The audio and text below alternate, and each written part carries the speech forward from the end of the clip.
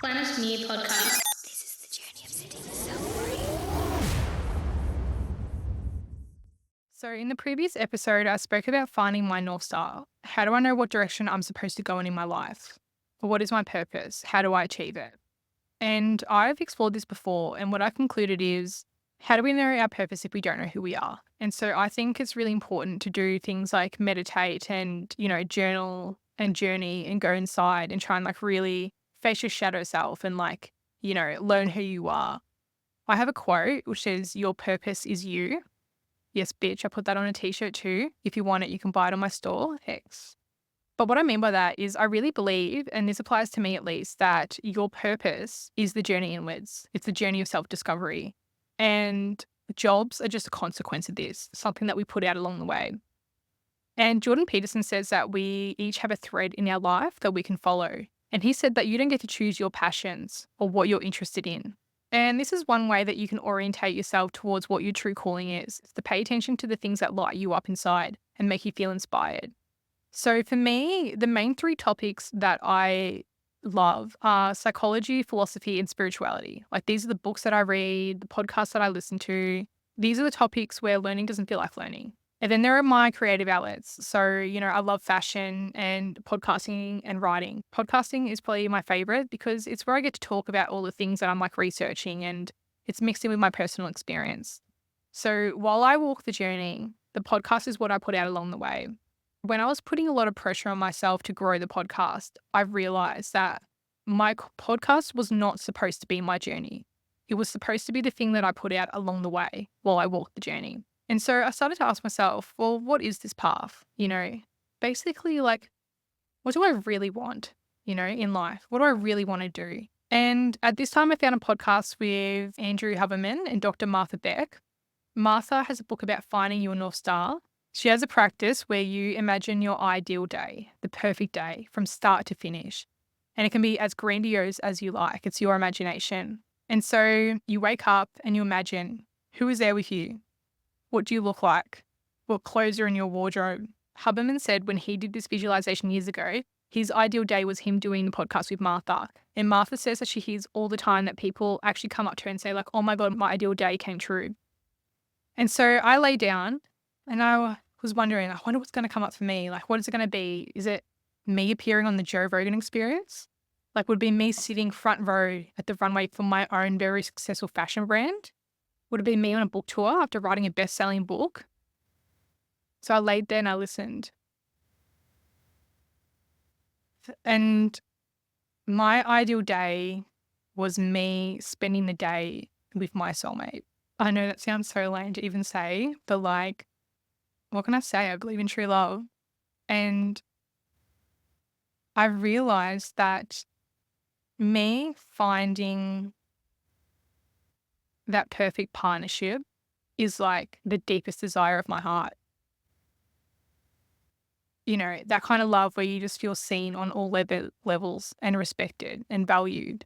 And the truth is that if I had the choice between having the most successful podcast in the world and the clothing brand and a best-selling book or finding my true love, I would take the love any day of the week.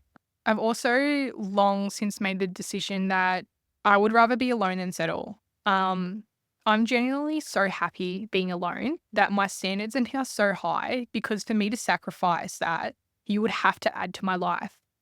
And so I've accepted that there's a high chance that I will end up alone because, I'm not actually afraid of that because I like being alone and there's nothing more lonely than being in the wrong relationship. What also came up was me traveling. I'm definitely happiest when I'm traveling. I love travel. And I was traveling full time before COVID hit. And my wardrobe was very colorful and sparkly too.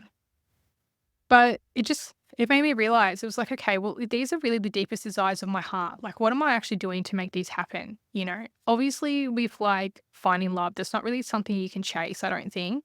I think there's things you can do, making yourself the ideal partner and putting yourself out there more and things like that. But I also don't think I'm going to meet my soulmate in Geelong or probably not Australia, I feel. But the one thing that I can control is travel.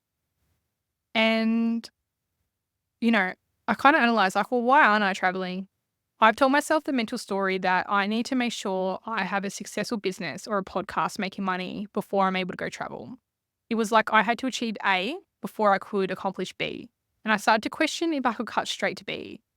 And I think because of this, I put so much pressure on myself to make my business or my podcast work because I feel like I can't go and live my life and travel and do all these things I want to do until that's done.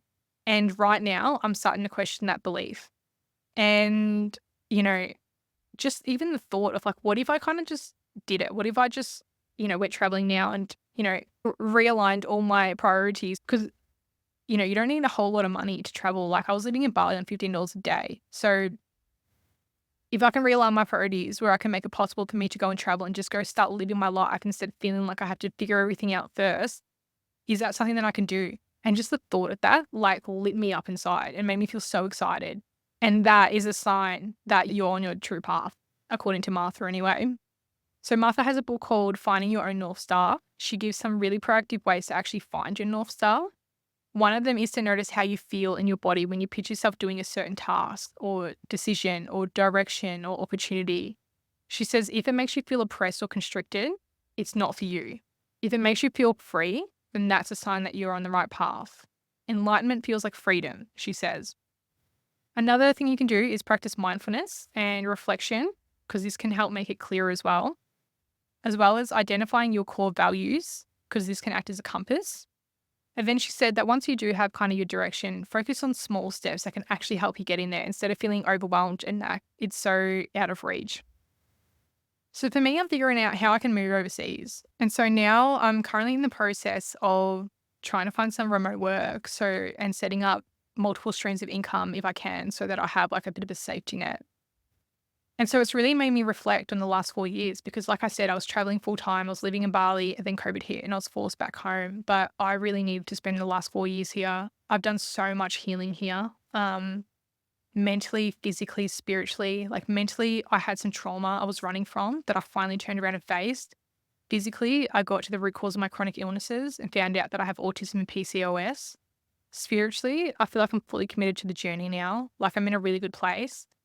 And I just got really emotional kind of reflecting and thinking back and just realizing like how grateful I am to have had the last 4 years to heal. And I'm so grateful that I had the most supportive family ever who has just allowed me the privilege of healing, and they've paid me to go to therapy and things like that. So just like quite emotional just reflecting on that. But also like, where I am right now, I feel like I'm healed, I'm thriving, I'm just like ready to go and live my fucking life.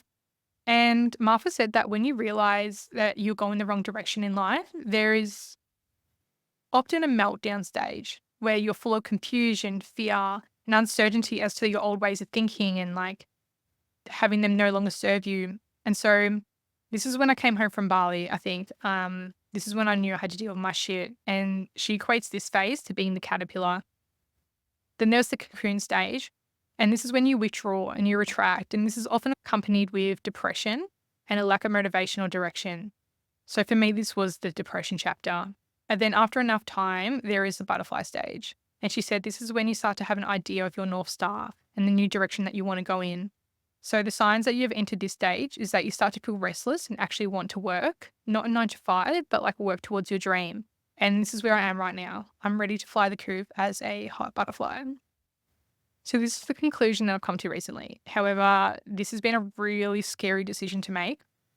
It means leaving behind a lot of security, like the rental I've secured, my chances of buying a house, my disability support pension and NDIS access, and more.